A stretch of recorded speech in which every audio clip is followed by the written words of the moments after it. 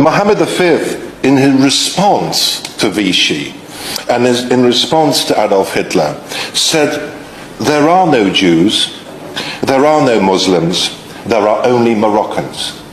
And he refused to comply with the diktat of Pétain and Hitler. Mohammed V, during the Second World War, was pressurized by Vichy France and by Nazi Germany to expel all the Jews from Morocco. And I know that there are honourable members in this House with family links to Morocco.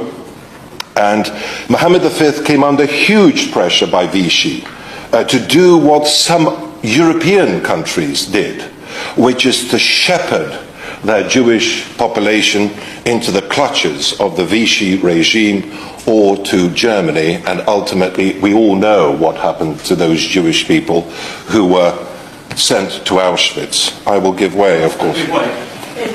You mentioned members of this House who have family connections to Morocco.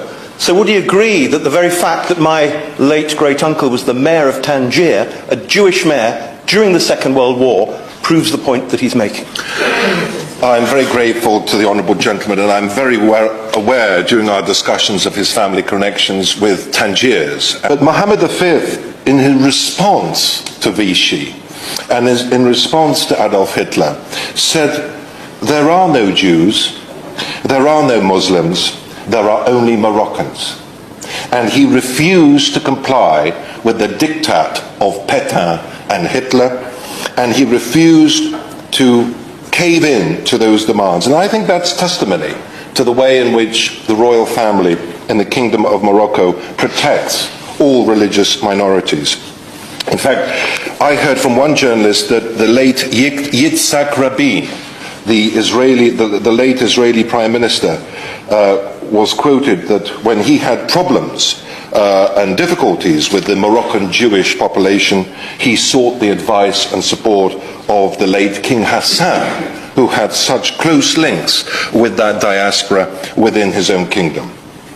One gets the sense that there's genuine, thriving democracy. And it's not just interfaith dialogue between Jews and Christians and Muslims in Morocco, but even more importantly, the work that the King Mohammed VI interfaith dialogue plays with sub-Saharan Africa and supporting nations bordering Morocco in trying to deal with some of the ethnic and religious tensions which have so blighted sub-Saharan Africa and caused so much instability in the region.